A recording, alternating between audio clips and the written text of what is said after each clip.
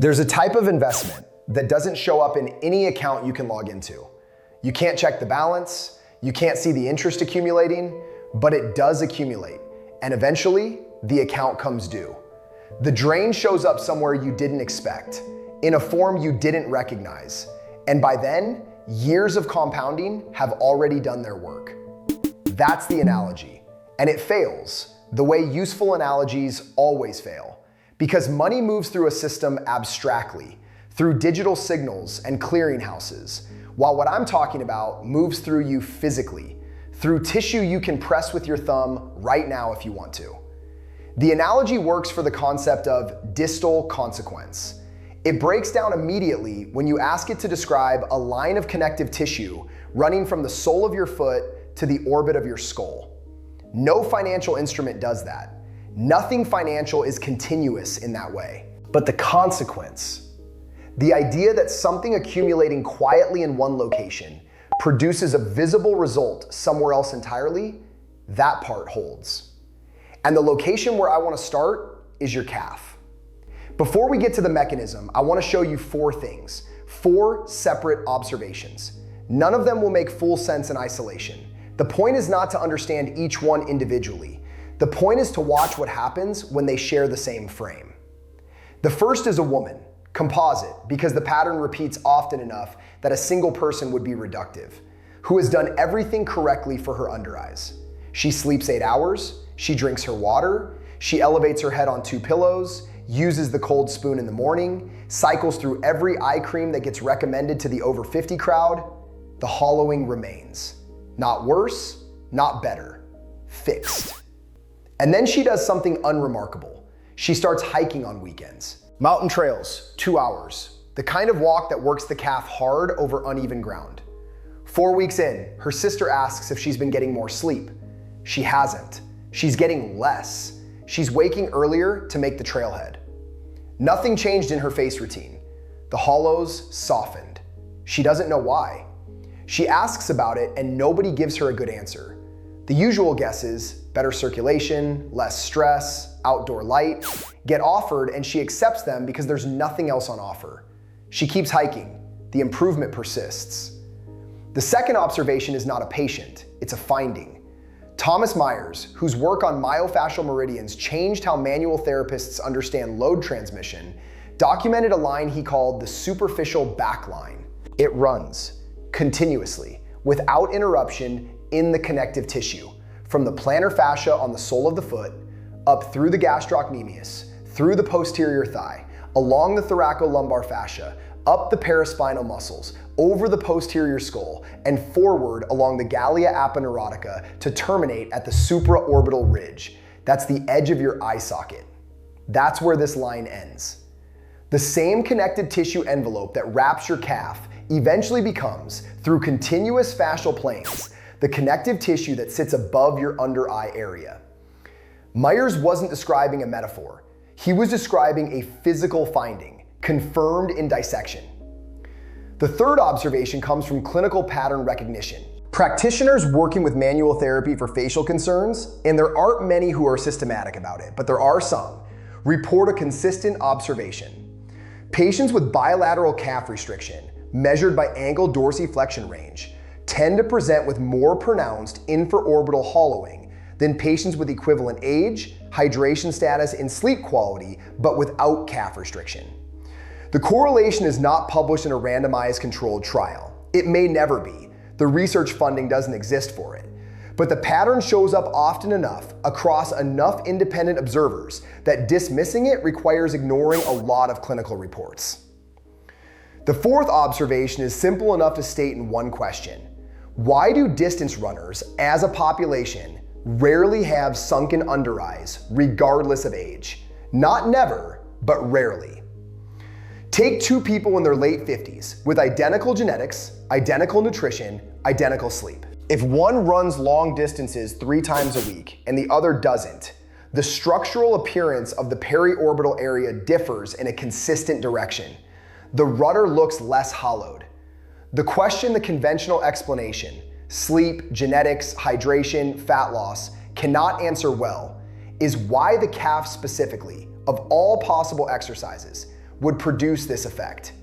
Calf dominant exercise, not swimming, not cycling to the same degree, running and hiking, the legs moving through full range, the posterior chain loaded and released repeatedly for sustained periods. 4 observations, 1 hiker, 1 anatomical map, 1 clinical pattern, 1 statistical anomaly in a population of athletes. Hold all 4 for a moment. The tissue Myers mapped does not behave like a financial portfolio. That's where the analogy breaks. A portfolio is a collection of independent instruments that happen to be owned by the same person. They don't physically pull on each other. Your calf and your undereye pull on each other. Load one end of a continuous fascial structure and the tension is transmitted across the entire length. Not hypothetically, measurably. Dr. Carla Stecco, whose dissection work at the University of Padua has produced some of the most detailed mapping of fascial planes currently available, has demonstrated that tensional forces applied to fascial tissue transmit across distances that most clinicians would have previously considered anatomically impossible. The force doesn't disappear at a joint, it propagates. The same way tension in a rope transmits from one end to the other, regardless of whether the rope passes through a pulley. The pulley changes direction, not magnitude. That also breaks down. Ropes are passive. Fascia is loaded differently at different points.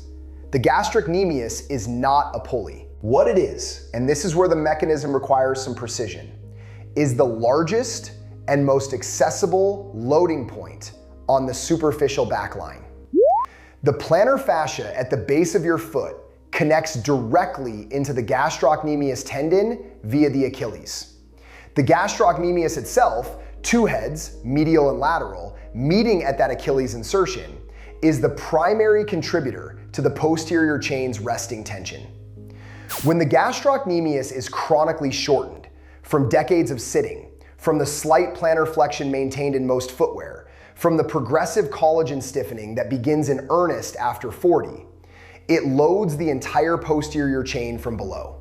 That load transmits upward through continuous fascial planes, into the popliteal fossa at the back of the knee, into the hamstring fascia, into the thoracolumbar fascia spanning the lower back, up the paraspinal musculature and erector spinae, into the posterior cervical musculature in the suboccipital triangle, the group of small muscles at the base of the skull, and from there forward through the galea aponeurotica, the fibrous sheet that covers the skull like a skull cap, and into the frontalis muscle in the periorbital connective tissue.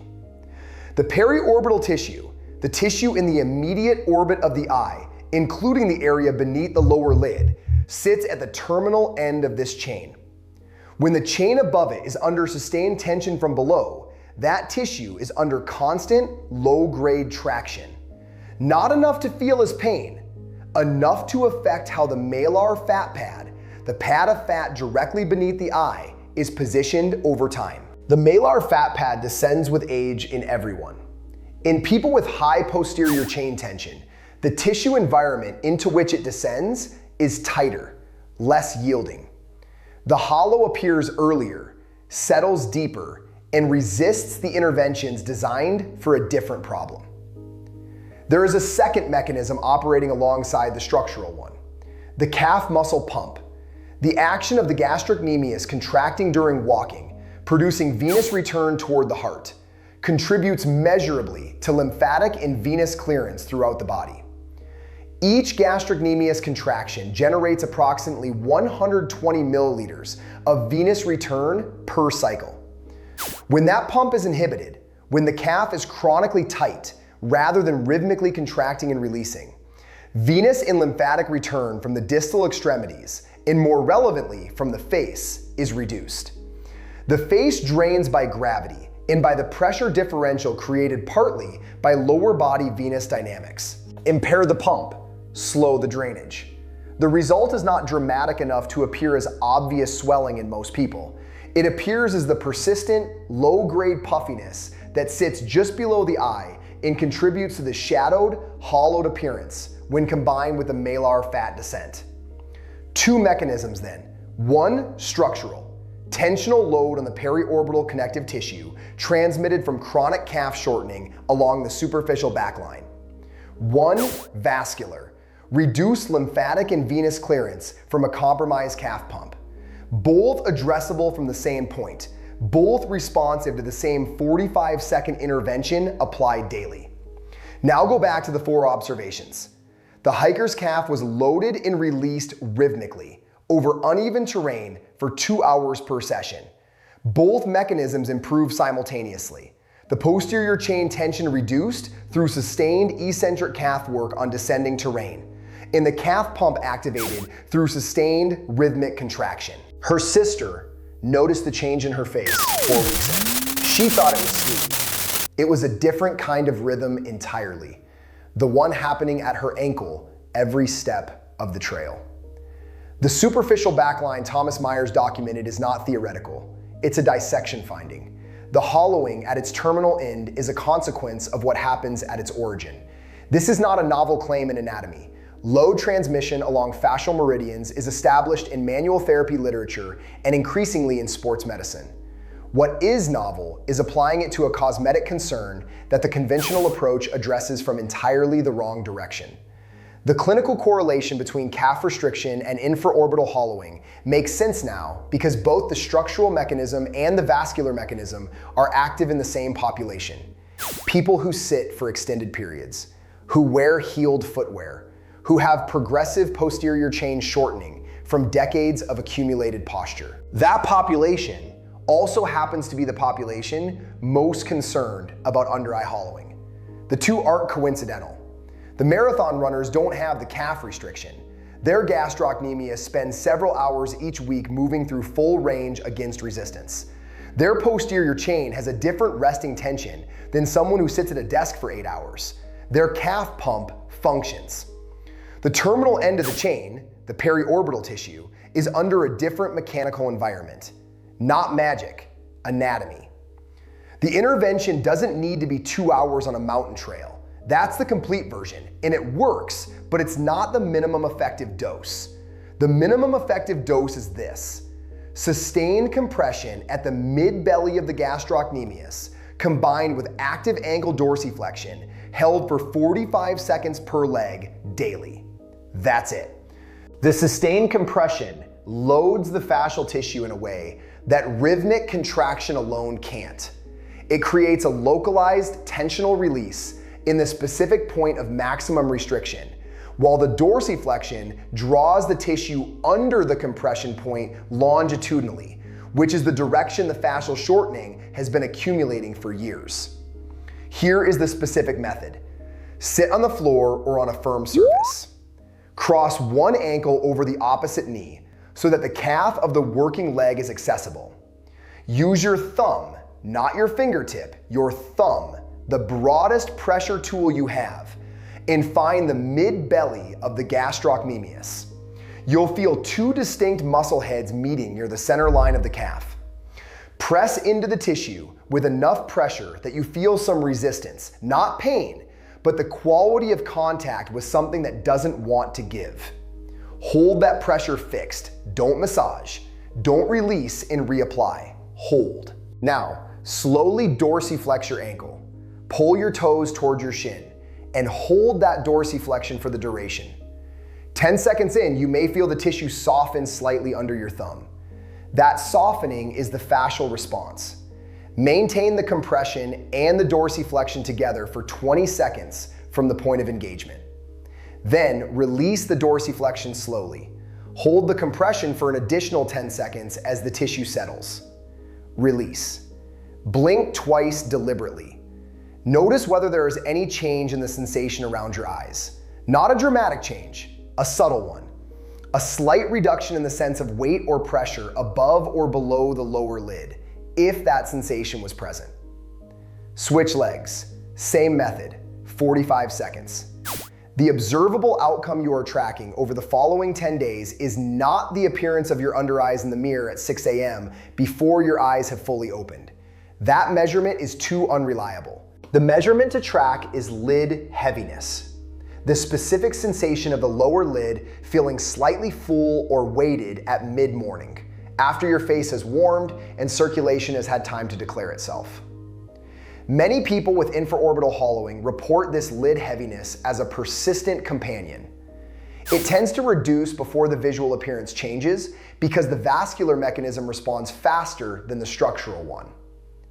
Track the sensation first. The appearance follows. There are people for whom this will show no result.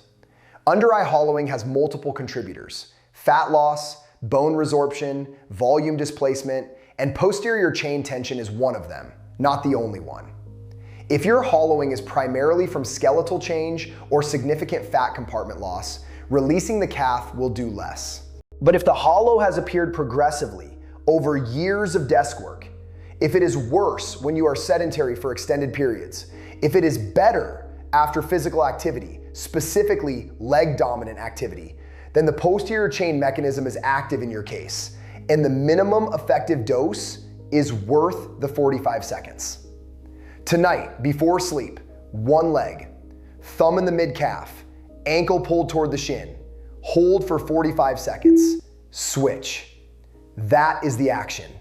One trial. The data you collect from your own tissue over the following 10 days will tell you whether the mechanism is operating in your case. And no description of anatomy, however precise, would tell you that faster than the experiment itself. If what we've covered here is the kind of reasoning you want access to on a regular basis, the body is a connected system with access points you haven't been told about. Stay close to this channel. There is more of this. The line that explains your under eyes starts at your heel.